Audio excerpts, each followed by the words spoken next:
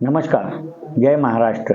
आज माननीय मुख्यमंत्री श्री देवेंद्रजी फडणवीस साहेबांनी विधानसभेत प्रस्तुत केलेला बजेट हा सर्व समावेशक असून विविध क्षेत्राच्या विकासाच्या दृष्टीने अतिशय उत्तम आहे.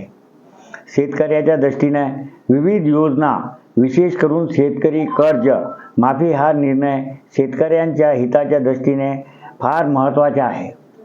तसेच शैक्षणिक दृष्टीने सर्व शाळा डिजिटल करण्याचा निर्णयामुळे शिक्षण क्षेत्रात देखील निश्चित प्रगती होईल. इन्फ्रास्ट्रक्चर देखील विकासाचा हा पाया असून शेती, उद्योग, व्यापार विकासाला गती मिळेल. सामाजिक न्यायाच्या दृष्टीने विविध विकास योजनांची घोषणा विकासाला चालना मिळेल.